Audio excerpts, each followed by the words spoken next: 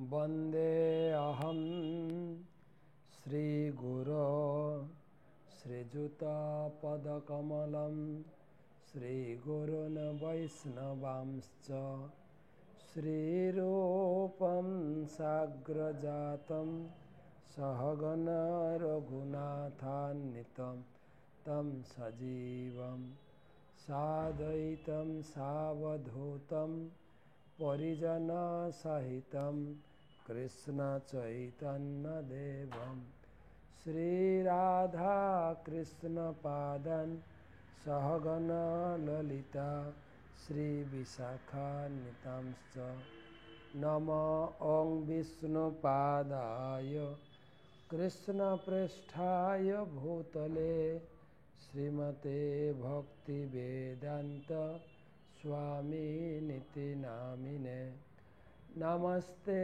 सारस्वते देवे गौरवाणी प्रचारिणे निर्विशेषशून्यवादी पाश्चात्यदेशतारिणे आजानुलम्बितभुजौ कनकावदातौ संकीर्तनैकपितरौ कमलायताक्षौ विश्वम्भरौ द्विजवरौ जुगधर्मपालौ वन्दे जगत्प्रियकरौ करुणावतारौ। जय श्री कृष्ण चैतन्य प्रभु नित्यानंद श्री अद्वैत गदाधर श्रीवासादि श्री गौरभक्तवृंद। हरे कृष्णा कृष्ण कृष्ण हरे हरे, हरे राम राम राम हरे हरे। ओम नमो भगवते वासुदेवाय, ओम नमो भगवते वासुदेवाय, ओम नमो भगवते वासुदेवाय।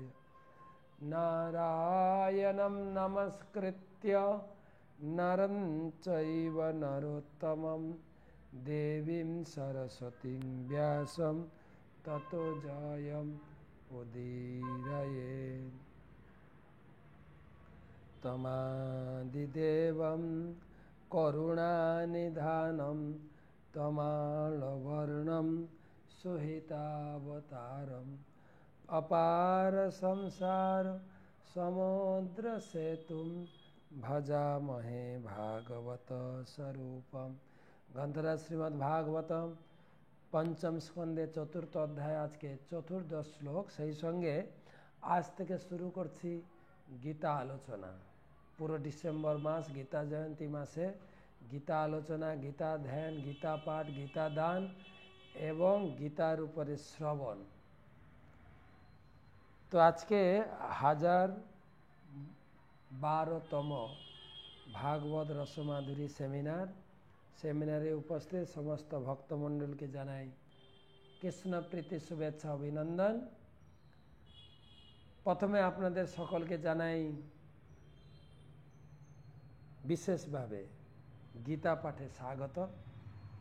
গুরুপাদ পদ্মে প্রণাম। নমো বিষ্ণুপাদায় कृष्ण प्रेष्ठाय भूतले श्रीमते जय पताका स्वामी निति नामिने नमो आचार्य पादाय निताय कृपा प्रदायिने गौर कथा धामदाय नगर।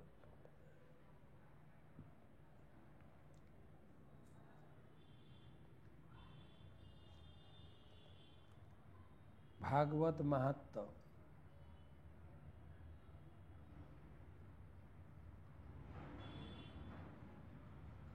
বলা হয়েছে যদি কেউ নিয়মিত ভাগবত পাঠ করেন, প্রতিদিন একটা শ্লোক পাঠ করেন, কপিলা গোদাজনম ফলম নিত্যং ভাগবত জস্তু পুরাণং পঠতে নরঃ প্রত্যক্ষরং ভাবেত্তস্য কপিলা গোদাজনম ফলম। যে বলা হয়েছে কেউ যদি নিয়মিত ভাগবতমের একটি শ্লোক পাঠ করে কপিলা গোদানের ফল লাভ করে। চতুর্দশ শ্লোক।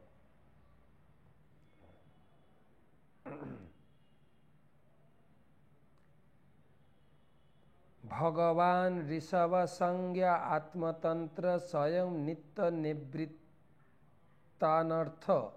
परस्पर केवलान आनंदानुभव ईश्वर एव विपरीतवत् कर्मणारभमान कालेनानुगतं धर्ममाचरणेन प्रशिक्षयन्य तद्विदां सम उपशांत मैत्रः कारुणिक धर्मार्थजस प्रजानंदामृतवरोधेन गृहेषु लोकं नियमयत।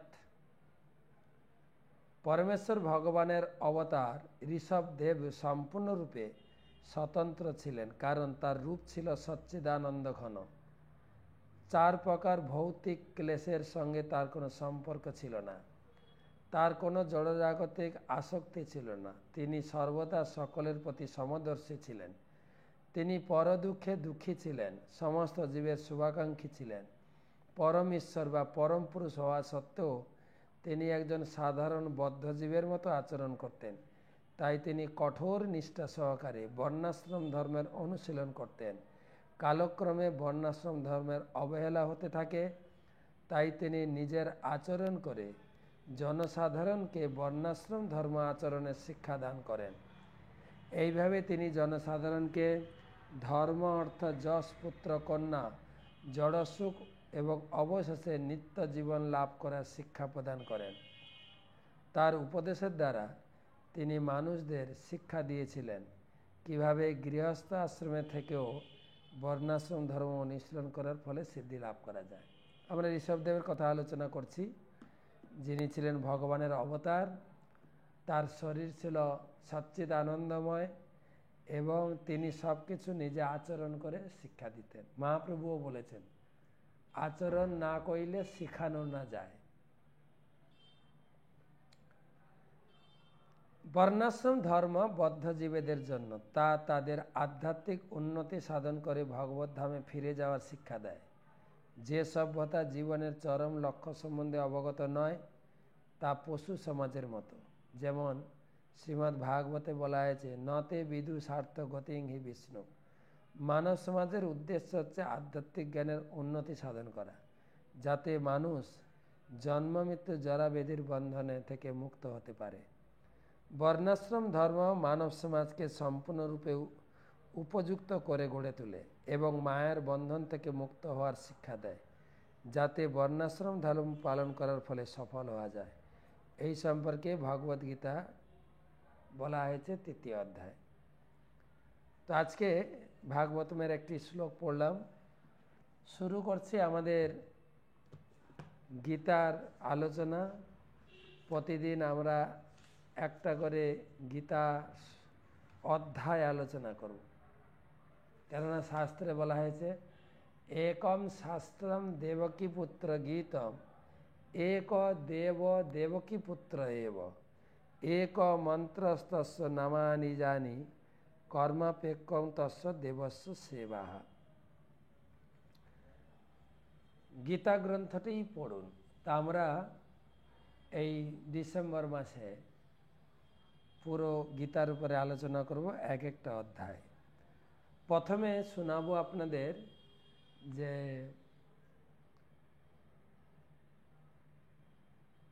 গীতার মাহাত্ম্য, শিব পার্বতী সংবাদে প্রথম অধ্যায়ের মাহাত্ম্য। পার্বতী বললেন, হে প্রভু, সকল অপার্থিব সত্য আপনার অবগত এবং আপনার কৃপায় আমি লীলা পুরুষোত্তম ভগবান শ্রীকৃষ্ণের মহিমা শ্রবণ করেছি। হে ভগবান, এখন আমি আপনার কাছে যা শ্রবণ করলে ভগবান কৃষ্ণের প্রতি ভক্তি বৃদ্ধি পায়, শ্রীকৃষ্ণের মুখ নিঃসৃত সেই ভগবদ্গীতা মাহাত্ম্য শ্রবণে অভিলাষ, যা শ্রবণ করলে কৃষ্ণের প্রতি ভক্তি বৃদ্ধি হয়। প্রথম অধ্যায়ের মাহাত্ম্য। শ্রী শিব বললেন, জলদ মেঘ বর্ণ যার রূপ, পক্ষীরাজ গরুর যাহার বাহন, অনন্ত শেষ সহস্র ফণা বিশিষ্ট নাক যার শয্যা, সেই অপার মহিমান মণ্ডিত ভগবান বিষ্ণুকে আমি সর্বদা উপাসনা করি। প্রিয় পার্বতী, একদা মূর দৈত্যকে বধ করার পর ভগবান বিষ্ণু যখন অনন্ত শয্যায় শান্তিতে বিশ্রাম করছিলেন, তখন বিশ্বের সকল ঐশ্বর্য প্রদানকারী লক্ষ্মী তাকে শ্রদ্ধার সঙ্গে জিজ্ঞাসা করলেন, ভগবান, আপনি সারা বিশ্বের ধারক ও বাহক হয়েও এই ক্ষীর সমুদ্রে অস্বাচ্ছন্দ্যে নিদ্রিত আছেন, এর কারণ কি? ভগবান বিষ্ণু উত্তর দিলেন, প্রিয় লক্ষ্মী, আমি নিদ্রামগ্ন নই। আমার শক্তি কেমন বিস্ময়করভাবে কাজ করছে আমি সেটাই পর্যবেক্ষণ করছি। আমার এই বিস্ময়কর শক্তি দ্বারাই আমি সব কিছু নিয়ন্ত্রণ করছি, তথাপি আমি স্বতন্ত্র। আমার এই দিব্য কার্যকলাপ স্মরণ করে বড় বড় ভক্ত যোগীরা পর্যন্ত জন্ম মৃত্যুর চক্র থেকে নিজেদের মুক্ত করতে সক্ষম হন এবং আমার চিন্ময় প্রকৃতি প্রাপ্ত হন। আমার কার্যকলাপ আলোচনা ও শ্রবণ করলেই মুক্তি লাভ করে। লক্ষ্মীদেবী বললেন, হে সর্বনিয়ামক, আমি মহান যোগীদের ধ্যানের লক্ষণ। আপনি মহান যোগীদের ধ্যানের লক্ষণ। আপনাকে বাদ দিয়ে কোনো কিছু চলতে পারে না। তৎসত্ত্বেও আপনি স্বতন্ত্র। আপনি জড়জগতের সমস্ত কিছু সৃষ্টি, স্থিতি ও ধ্বংসের কারণ। যে শক্তির জন্য আপনি এখানে শায়িত অবস্থায় ধ্যানমগ্ন, আপনার সেই অতি আকর্ষণীয় বিস্ময়কর শক্তির কার্যাবলী সম্বন্ধে দয়া করে আমাকে অবগত করেন। আপনি কিভাবে বিশ্বকে পরিচালনা করেন? লক্ষ্মী প্রশ্ন করেছেন বিষ্ণুকে। ভগবান বিষ্ণু বললেন, প্রিয় লক্ষ্মী, আমার সেবায় যার প্রবণতা আছে সেই আমার বহুবিধ কর্মশক্তি এবং কিভাবে জন্ম মৃত্যুর বন্ধন থেকে মুক্ত হয়ে বিশুদ্ধ বুদ্ধি দ্বারা আমার নিত্য প্রকৃতি সম্বন্ধে জানা যায় তা উপলব্ধি করতে পারে। ভগবদ্গীতায় দিব্যজ্ঞানের কথা বিশদভাবে ব্যাখ্যা করা হয়েছে। লক্ষ্মীদেবী বললেন, প্রিয় প্রভু, আপনি যদি আপনার কর্মশক্তিতে আপনিই বিস্ময়ভূত হন এবং সেই শক্তির পরিমাপ করতে সদাই সচেষ্ট, তাহলে ভগবদ্গীতার পক্ষে আপনার সেই অসীম শক্তির পরিমাপ করা কিভাবে সম্ভব? কিভাবে সেই সব অতিক্রম করে আপনার চিন্ময় প্রকৃতি লাভ করা যাবে? ভগবান বিষ্ণু বললেন, আমি নিজে ভগবত গীতা রূপে প্রকাশিত হয়েছি। গীতা স্বয়ং ভগবানের শরীর।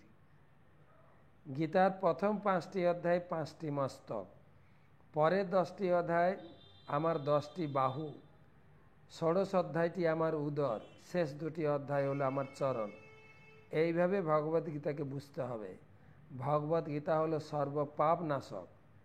কোনো বুদ্ধিমান ব্যক্তি যদি প্রতিদিন একটি গীতার অধ্যায় বা একটি শ্লোক, অর্ধ শ্লোক, অন্ততপক্ষে 1/4 শ্লোকও আবৃত্তি করে, তবে সে সুশর্মা ব্রাহ্মণের মতো গতি লাভ করবে। লক্ষ্মীদেবী জিজ্ঞাসা করল, সুশর্মা ব্রাহ্মণটা কে? সে কোন শ্রেণীর অন্তর্ভুক্ত এবং সে কি গতি লাভ করেছিল? ভগবান বিষ্ণু এবার কাহিনী শুরু করছেন। প্রিয় লক্ষ্মী, সে একজন অতি দুষ্ট ও খুবই পাপী লোক। সে একটি ব্রাহ্মণ পরিবারে জন্মালেও পরিবারের কারো কোনো বৈদিক জ্ঞান ছিল না। অন্যকে আঘাত করেই সে খুব আনন্দ পেত। সে কখনো নাম জপ করতো না, কোনো দান ধ্যান, কোনো অতিথি সৎকার করতো না। প্রকৃতপক্ষে সে কখনো ধর্মকর্ম সম্পাদন করেনি। জীবিকা নির্বাহের জন্য সে শাক পাতা সংগ্রহ করত, সেগুলি বাজারে বিক্রি করত, সে মদ মাংস ভক্ষণ করত। এইভাবে সে জীবনযাপন করত। একদিন সে নির্বোধ সুশর্মা এক মুনির বাগানে শাক পাতা সংগ্রহ করতে গেলে এক সর্প তাকে দংশন করে, সে মারা যায়। বুঝা গেল? সুশর্মা ব্রাহ্মণ ঘরে জন্মগ্রহণ করেছিল, কিন্তু ধর্মকর্ম কিছু করতো না, কেবল পাপ করত। সে বন জঙ্গল থেকে শাক পাতা ফলমূল কিনে সংগ্রহ করে বাজারে বিক্রি করত। ওই টাকা দিয়ে ফুর্তি করত, মদ্য মাংস মহিলা নিয়ে থাকত। তো একদিন বাগানে শাক পাতা সংগ্রহ করতে গিয়ে একটা সাপ দংশন করে মারা যায়। মৃত্যুর পর তাকে বিভিন্ন নরকে নিক্ষেপ করা হয়। সেখানে বহুদিন কষ্ট ভোগ করে তারপর সে একটি ষাঁড় দেহ প্রাপ্ত হয়। একজন খোঁড়া লোক সেই ষাঁড়টি কিনে তার কাজে লাগায়। প্রায় 7-8 বছর সে খুব ভারী ভারী বোঝা বহন করে। একদিন খোঁড়া লোকটি তার ষাঁড়ের পিঠে খুব ভারী বোঝা চাপালো। ষাঁড়টিকে দ্রুত হাঁটতে সে বাধ্য করায় হঠাৎ ষাঁড়টি পা পিছলে পড়ে অজ্ঞান হয়ে যায়। অনেক লোক সেই ঘটনাটি দেখতে জড়ো হলো। ষাঁড়ের জন্য দুঃখ প্রকাশ করে এক ধার্মিক ব্যক্তি তার কিছু ধর্মের কর্মের ফল ষাঁড়কে অর্পণ করলো। সেই দেখে দাঁড়িয়ে থাকা অন্যান্য লোকেরা তাদের ধর্মকর্মের কথা স্মরণ করতে শুরু করে দিল এবং তাদের কিছু পুণ্যের ফল ষাঁড়টিকে দান করলো। সেই ভিড়ের মধ্যে একজন বেশ্যাও ছিল। সে কখনো কোনো পুণ্য কাজ করেছে বলে জানতো না, কিন্তু প্রত্যেকেই ষাঁড়ের প্রতি তাদের পুণ্য ফল দান করতে দেখে। কখনো সে যদি পুণ্যকর্ম করে থাকে তাহলে তার সেই ফল ষাঁড়টিকে অর্পণ করলো। এরপর ষাঁড়টি মারা গেল। মৃত্যুর দেবতা যমরাজ তাকে তার জমালয়ে নিয়ে গেল। বোঝা গেল? সেই ব্রাহ্মণ মারা গিয়ে নরক যন্ত্রণা ভোগ করে ষাঁড় হয়েছে। ষাঁড়টা বাজারে বিক্রি হয়েছে, একজন খোঁড়া কৃষক কিনেছে, তাকে দিয়ে প্রচুর খাটাতো, বাধ্য করাতো, একদিন খুব পিটিয়েছে, তাড়াতাড়ি চলতে বাধ্য করিয়েছে। ষাঁড়টা পড়ে হোঁচট খেয়ে অজ্ঞান হয়ে, আর চারিদিকে লোক ঘিরে গেছে। তার ভিতরে প্রত্যেক লোক খুব দুঃখ পাচ্ছে। আমাদের হিন্দু লোক গাই গরু মারা গেলে দুঃখ পায়, বলে আমার যদি কোনো পুণ্য থাকে একটু দিলাম, ষাঁড়টা যেন বেঁচে যায়। এই ভিড়ের মধ্যে একটা বেশ্যাও সে দেখছিল। সেও চিন্তা করছে সবাই নিজের নিজের পুণ্য দিচ্ছে, আমি একটু পুণ্য দিই। আমি জানি না কোনো পুণ্য করেছি কিনা, আমি তো সারা জীবন পাপ করলাম, আমার যদি কোনো পুণ্য থাকে আমি দিলাম। তো ষাঁড়টা মারা গেল, বাঁচল না। আর তাকে যমালয়ে নিয়ে যাওয়া হলো। সেখানে যমরাজ তাকে জানালো যে বেশ্যাটি তার পুণ্য ফল দান করায় তুমি পূর্বজন্মের সমস্ত পাপ ক্রিয়া থেকে মুক্ত হয়ে গেছো। তারপর বৈদিক সংস্কৃতি সম্পন্ন তার ব্রাহ্মণ পরিবারে জন্ম দেওয়া হলো। পূর্বজন্মের কথা সে স্মরণ করতে পারত। অনেক দিন পর নারকীয় অবস্থা থেকে মুক্তির কারণ সে বেশ্যাটিকে খুঁজে বেড়াতে লাগলো। বেশ্যাটিকে কোথায় পাওয়া যায়? খুঁজে পাওয়ার পর বেশ্যাটির কাছে সে তার পরিচয় দান করে জিজ্ঞাসা করলো, কি এমন পুণ্য কাজ তুমি করেছিলে যার ফল আমাকে নারকীয় অবস্থা থেকে মুক্তি দিয়েছে?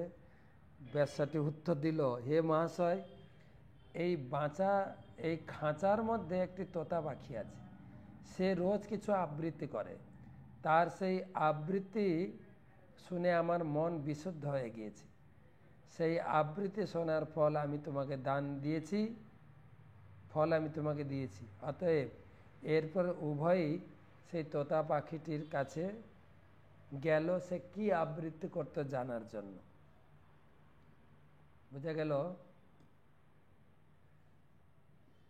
তাকে ব্রাহ্মণ পরিবার, প্রথম হলো ব্রাহ্মণ ছিল, ব্রাহ্মণের কর্ম করত না, তার ফলে মারা যাওয়ার পরে ষাঁড় হয়েছে, অপঘাতে তার মৃত্যু হলো। কিন্তু বেশ্যা যে তাকে পুণ্যকর্ম দিয়েছিল সেই জন্য সে পাপ কর্ম ভোগ করেনি নরকে, তাকে আবার ব্রাহ্মণ ঘরে জন্ম দেওয়া হলো।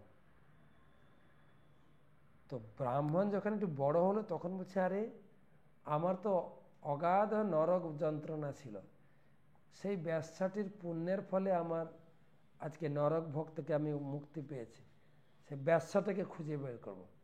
খুঁজে খুঁজে একদিন বেশ্যাটাকে পেয়েছে, দিয়ে বলছেন, আপনি আমাকে চেনেন মাতাজি?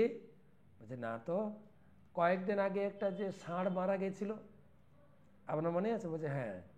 আরে সবাই আমরা পুণ্যকর্ম দিলাম তবুও ষাঁড়টা বাজে, সেই ষাঁড়টা হচ্ছে আমি। বলছে, মানে? আমি মারা যাওয়ার পরে আমাকে নরকে নিয়ে যাওয়া হয়েছে। নরকে বলছে সেই বেশ্যা তার পুণ্যকর্মের ফল দিয়েছে, তাই তার নরক যন্ত্রণা থেকে মুক্তি। তুমি কি পুণ্য করেছিলে গো? বলছে, আমি তো তা জানি না, আমার খাঁচায় যে টিয়া পাখিটা আছে না, ও প্রতিদিন কিছু আবৃত্তি করে, ওইটা শুনে শুনে আমার যতটুকু পুণ্য হয়েছে ওটা দিয়েছে। চলো তো ওকে জিজ্ঞাসা করি ও ও কি আবৃত্তি করে প্রতিদিন। তখন তোতা পাখিটির কাছে গেছে দুজন তার পূর্বজীবনের কথা শোনার জন্য। তখন তোতা পাখিটি তার পূর্বজীবনের কথা স্মরণ করে তার ইতিহাস বলতে শুরু করলো, ব্রাহ্মণের ইতিহাস ছাড়া এবং তোতা পাখির কথা শুনুন। পূর্বজীবনে আমি এক পণ্ডিত ব্রাহ্মণ ছিলাম, কিন্তু অহংকারবশত আমি অন্য সকল পণ্ডিতদের বিদ্রুপ করতাম। আমি খুব ঈর্ষাপরায়ণ ছিলাম। মৃত্যুর পর নরকে নিক্ষিপ্ত হয়ে দীর্ঘকাল যন্ত্রণা ভোগ করার পর একটি পাখি দেহ লাভ করেছি। আমার অতীত পাপ কর্মের জন্যই শৈশবেই আমার মাতা পিতার মৃত্যু হয়। একদিন আমি অনাথ হয়ে যাই। অনাথ হয়ে একদিন তপ্ত বালুর উপরে কোনো রকম সংরক্ষণ ছাড়াই পড়েছিলাম। কতিপয় ঋষি নদী স্নান করে ফেরার পথে আমাকে দেখতে পান। আমাকে তারা তাদের আশ্রমে নিয়ে গিয়ে খাঁচার মধ্যে রেখে দেন। সেখানে ঋষিদের ছেলেমেয়েরা ভগবদ্গীতার প্রথম অধ্যায় আবৃত্তি করতে শিখেছিল। প্রতিদিন সকালে করতো তারা শ্লোকগুলি বারবার আবৃত্তি করছিল। আমিও তাদের সঙ্গে বারবার শ্লোকগুলি আবৃত্তি শুরু করলাম। অল্পকালের মধ্যেই এক তস্কর এসে আমাকে অপহরণ করে এই মহিলার কাছে, তোমার কাছে বিক্রি করে। তো ঋষিদের আশ্রমে থেকে সেই বাচ্চাদের সঙ্গে আমিও প্রথম অধ্যায়টা পড়তাম। একদিন ঋষিরা বাড়িতে ছিলেন না। একজন চোর ঋষিদের আশ্রম চুরি করে, আমাকেও চুরি করে নিয়ে যায় আর বাজারে বিক্রি করে। আর তুমি কিনেছ। আমার সেই প্রথম অধ্যায় আবৃত্তি করার অভ্যাস ছিল, সেটাই আমি আবৃত্তি করতাম। আর সেটাই তুমি শুনে তোমার চিত্ত শুদ্ধি হয়েছে। আর এই আবৃত্তির পূর্ণ ফল বেশ্যা সেই ষাঁড়কে দিয়েছিল। তার ফলে সেই ষাঁড় মুক্তি লাভ করেছিল। তো সুশর্মা ব্রাহ্মণ এইটা শুনে সেই বেশ্যাকে প্রণাম করে প্রতিদিন বাড়িতে গিয়ে প্রথম অধ্যায় পাঠ করত। তাই বলা হয়েছে এই প্রথম অধ্যায় পাঠে তিনজন ব্যক্তির মুক্তি, বেশ্যা, তোতা পাখি মানে টিয়া পাখি আর সুশর্মা ব্রাহ্মণ। তাই প্রতিদিন প্রথম অধ্যায়টা পাঠ করুন। আমরা প্রতিদিন কমপক্ষে আজকেটা প্রথম অধ্যায়টা পাঠ করি।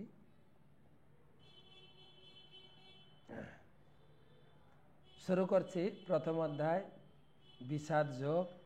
ধৃতরাষ্ট্র উবাচ ধর্মক্ষেত্রে কুরুক্ষেত্রে সমবেতা যুজুৎসব মামকা পাণ্ডবাশ্চৈব কিম কুর্বত সঞ্জয়। গীতাতে 700 শ্লোক আছে। একটা শ্লোক হচ্ছে ধৃতরাষ্ট্র, যে কুরুক্ষেত্রের মাঠে আমার পুত্র পাণ্ডুর পুত্র গিয়ে কি করলো। ধৃতরাষ্ট্র ছিলেন জন্মান্ধ। তার সেক্রেটারি সঞ্জয়কে জিজ্ঞাসা করছেন, তিনি যুদ্ধক্ষেত্রে যাননি যেহেতু অন্ধ। আর ব্যাসদেবের কৃপায় সঞ্জয় দিব্যচক্ষু লাভ করেছিলেন। বাড়িতে বসেই পুরো যুদ্ধক্ষেত্রের ঘটনা তিনি দেখতে পাচ্ছিলেন। সঞ্জয় তখন উত্তর দিচ্ছেন, সঞ্জয় উবাচ দিষ্টা তো পাণ্ডবানিকং বূঢ়ম দুর্যোধনস্তদা আচার্যম উপসংগম্য রাজা বচনম অব্রবীত। সঞ্জয় বললেন যে আপনার ছেলে যুদ্ধক্ষেত্রে দুর্যোধন রথ থেকে নেমে প্রথমে দ্রোণাচার্য গুরুদেবের কাছে যাচ্ছেন। পশ্যৈতং পাণ্ডু পুত্রাণম আচার্যম মহতিম চমুম বুঢ়াম দ্রুপদ পুত্রেণ তব শিষ্যেন ধীমতা। হে গুরুদেব, আপনার মহান শিষ্য এবং দ্রুপদের পুত্র আপনার বিরুদ্ধে রুখে দাঁড়িয়েছে। আপনি কোমলতা প্রদর্শন করবেন না। শুধু তাই নয়, অত্র সুরা মহেশ্বাসা ভীমার্জুন সমাযুঝি যুযুধান বিরাটশ্চ দ্রুপদশ্চ মহারথঃ। শুধু দ্রুপদ পুত্র নয়, আপনার অন্যান্য শিষ্য ভীম, অর্জুন, তারাও আপনার বিপক্ষে কারো প্রতি কমল প্রদর্শন করবেন না। আরও কে আছে আমি বলছি শুনুন। যুদ্ধ করতে গেলে বা কোর্টে লড়াই করতে গেলে অপর পক্ষের শক্তির বল, মনোবল, অর্থের বল, ধনবলটা জানতে হবে। তাই দুর্যোধন অপর পক্ষের সৈন্যের গণনা করছেন গুরুদেবের সামনে। আর কে আছেন? ধৃষ্টকেতু চেকিতান কাশীরাজশ্চ বীর্যবান পুরুজিত কুন্তি ভোজশ্চ শৈবশ্চ নরপুঙ্গব যুধামনুশ্চ বিক্রান্ত উত্তমৌজাশ্চ বীর্যবান সৌভদ্র দ্রৌপদেয়াশ্চ সর্ব এব মহারথা अस्माकंतो विशिष्टाजे तन्निबोध द्विजोत्तम नायका मम सैन्यस्य संगार्थम तन्ब्रवीमिते। সেখানে আছে ধৃষ্টকেতু, চেকিতান, কাশীরাজ, পুরুজিত, কুন্তিভোজ, যুদ্ধামনু, উত্তমৌজ, সুভদ্রার পুত্র, দ্রৌপদীর পুত্রগণ, আরও অনেকে আছে। তো এখন অপর পক্ষের সৈন্যের বর্ণনা দিয়ে গুরুদেবকে বলছেন, দেখুন আমাদের পক্ষেও বড় বড় সৈন্য রয়েছে। ভবান ভীষ্মশ্চ কর্ণশ্চ কৃপশ্চ সমিতিঞ্জয় অশ্বত্থামা বিকর্ণশ্চ সৌমদত্তি তথৈব চ। আমাদের দলে আপনি আছেন স্বয়ং, আপনি তো সবার গুরুদেব। ভীষ্ম আছেন, কর্ণ আছেন, কৃপাচার্য, অশ্বত্থামা, বিকর্ণ, সৌমদত্তি, ভূরিশ্রবা।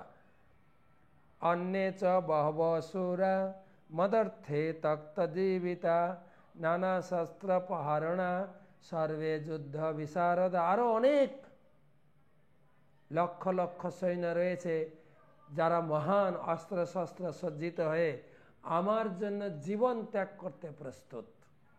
অপর্যাপ্তম তদস্মাকম বলম ভীষ্মাভিরক্ষিতম পর্যাপ্তম তেদমেতেষাম বলম ভীমাভিরক্ষিতম। আর আমাদের দলের সেনাপতি ভীষ্ম, তার দ্বারা আমরা সর্বতভাবে সুরক্ষিত। অপরপক্ষে ভীমের বল সীমিত, সে সীমিত বল নিয়ে আমাদের সঙ্গে যুদ্ধে এসছে। অয়নেষু চ সর্বেষু যথা ভাগমবস্থিতা ভীষ্মমেবাভিরক্ষন্তু ভবন্ত সর্ব এব হি। এখন আপনারা এবার সবাইকে বলছেন, আপনারা সকলে নিজ নিজ গুরুত্বপূর্ণ স্থানে স্থিত হয়ে এই ভীষ্মকে সহযোগিতা করুন। তস্য সঞ্জয়নম হর্ষম কুরু বিদ্য পিতামহ সিংহনাদম বিনদচ্চৈ শঙ্খম দদ্মৌ প্রতাপবান। তখন কুরু বংশের বৃদ্ধ পিতামহ শঙ্খ বাজিয়ে যুদ্ধ ঘোষণা করলেন। তত শঙ্খাশ্চ ভের্যশ্চ পনবানক গোমুখা সহসৈভাবনন্ত সশব্দ তুমুল অভবাত। আর কৌরব পক্ষে ভীষ্মের শঙ্খ বাজানোর তালে তালে যার যার কাছে যা ছিল, সিঙ্গা, ভেরি, অনক পানক যা ছিল, ভূ ভাঁ করে সবাই বাজিয়েছে। আর একটা তুমুল শব্দ হয়েছে। এবারে এক পক্ষের শঙ্খ বেজে গেছে, অপর পক্ষের শঙ্খ বাজছে। তত শ্বেত হয়র্যুক্তে মহতি সন্নদে স্থিত মাধব পাণ্ডবাশ্চৈব দিব্যৌ শঙ্খৌ পদম্মত। অন্যদিকে শ্বেত অশ্বে অবস্থিত মাধব এবং হৃষিকেশ, অর্জুন, তাদের শঙ্খ বাজালেন। এবারে কে কি শঙ্খ বাজালেন সঞ্জয় বিস্তারিত বলছেন। পাঞ্চজন্যম হৃষিকেশ দেবদত্তম ধনঞ্জয় পৌণ্ঢ্রম দদ্মৌ মহাসংখ্যম ভীমকর্ম বিকোদরহ। পাঞ্চজন্য নামক শঙ্খ বাজালেন ভগবান কৃষ্ণ, আর দেবদত্ত অর্জুন, ভীমকর্মা তিনি পৌণ্ঢ্রং শঙ্খ বাজালেন। অনন্ত বিজয়ম রাজা কুন্তি পুত্র যুধিষ্ঠির নকুল সহদেবশ্চ সুঘোষ মণিপুষ্পকৌ কাশ্যশ্চ পরমেশ্বাস শিখণ্ডী চ মহারথ ধৃষ্টদ্যুম্ন বিরাটশ্চ সাত্যকী চ পরাজিত দ্রুপদ দ্রৌপদেয়াশ্চ সর্বশ পৃথিবীপতে সৌভদ্রস্য মহাবাহু শঙ্খান দধমো পৃথক পৃথক। যুধিষ্ঠির অনন্ত বিজয় শঙ্খ বাজালেন, নকুল সুঘোষ সহদেব মণিপুষ্পক আর কাশীরাজ বাজালেন শিখণ্ডী, প্রত্যেকে নিজে নিজের শঙ্খ বাজালেন। সঘোষ ধাত রাষ্ট্রাণম হৃদয়াণি বেদারয়ত নভস্য পৃথিবীং চৈব তুমুল অব্য অনুনাদয়ন। আর এই পাণ্ডবদের শঙ্খধ্বনি এত প্রবল ছিল, সেই শঙ্খধ্বনি শ্রবণ করে ধৃতরাষ্ট্র পুত্রদের হৃদয় কম্পিত হয়ে গেল। Heart attack. যুদ্ধ করবে কি? যুদ্ধ শুরু হতে চলেছে, দুই দিকের দামামা বেজে গেছে, তারপরে কি ঘটনা ঘটল? অথ ব্যবস্থিতান দৃष्ट्वा ধাতরাষ্ট্রান কপিধ্বজঃ পবৃত্তে শস্ত্র সম্পাতে ধনুরুদ্যম পাণ্ডবঃ হৃষিকেশম তদা বাক্যম ইদমাহ মহীপতে। হঠাৎ অর্জুনের ভিতরে ভগবান মোহ প্রকাশ করলেন। অর্জুন থমকে গেলেন যুদ্ধ করতে গিয়ে। যুদ্ধ না করে তিনি ভগবান কৃষ্ণের দিকে তাকিয়ে বলতে শুরু করলেন। কি বললেন? অর্জুন উবাচ সেনয়োর উভয়োর মধ্যে রথম স্থাপয়মেচ্যুত যাদবেতন্নিরীক্ষ্যম যদ্ধুকামানবস্থিতম কৈর্ময়া সহ যোদ্ধব্যম অস্মিন রণসমুদ্রবে। হে কৃষ্ণ, আমি একবার দেখতে চাই এই যুদ্ধক্ষেত্রে কারা এসছে, কার সঙ্গে যুদ্ধ করতে হবে। তিনি জানতেন না? জানতেন তো। ভগবান মোহ প্রকাশ করলেন, তিনি যুদ্ধ করতে চাইবেন না, তখন তিনি গীতা শোনাবেন। অর্জুন যুদ্ধ করতে চাইছেন না। যৎসামান আবেক্ষেয়ম জয়তে অত্র সমাগতা ধাতরাষ্ট্রস্য দুর্বুদ্ধে যুদ্ধে প্রিয় চিকিৎসব। ধৃতরাষ্ট্রের দুর্বুদ্ধি সম্পন্ন পুত্রকে সহযোগিতা করতে কারা কারা তার পক্ষে যোগদান করেছে, আমি দেখতে চাই কাদের সঙ্গে আমাকে লড়াই করতে হবে। সঞ্জয় উবাচ এবন মুক্তা হৃষিকেশ গুড়াকেশেন ভারত সেনয়োর উভয়োর মধ্যে স্থাপয়িত্বা রথোত্তমম। সঞ্জয় বললেন, হে ভারত। অর্জুনের কথা শুনে ভগবান কৃষ্ণ অচ্যুত রথটা টিক টিক টিক টিক টিক টিক টিক টিক চালিয়ে যুদ্ধক্ষেত্রের মাঝখানে দাঁড়িয়ে বললেন, ভীষ্ম দ্রোণ প্রমুখত সর্বেষাং মহিষ্কৃতম উবাচ পার্থ পশ্যৈতান সমবেতান কুরু নীতি। একদম এমন জায়গায় রথ খাড়া করেছেন, সামনে ভীষ্ম আর দ্রোণ। এই দেখো ভীষ্ম দ্রোণ আদি পুরো কৌরব। ভীষ্ম দ্রোণকে দেখে অর্জুন তিনি মোহতে ভেঙে পড়লেন।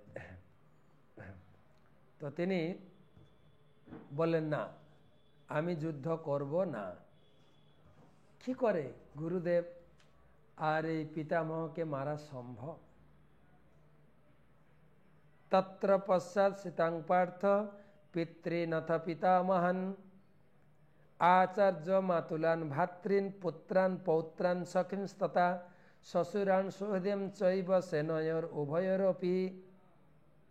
শুধু গুরুদেব পিতামহ নয়, সেখানে পিতৃব্য পিতামহ, আচার্য মাতুল ভ্রাতা পুত্র পৌত্র শ্বশুর মিত্র শুভাকাঙ্ক্ষী তান সমীক্ষ স কৌন্তেয় সর্বান বন্ধুন অবস্থিতম কৃপয়া পরয়াবিষ্ট বিষিদন্তম ইদম অব্রবীত। তাদের দেখে অর্জুন দুঃখ ভারাক্রান্ত হয়ে ভেঙে পড়লেন। বললেন, অর্জুন উবাচ দৃষ্টে মম স্বজনম কৃষ্ণ যুযুৎসুম সমুপস্থিতম सीदन्ति मम गात्राणि মুখম চ পরিশুষ্যতি।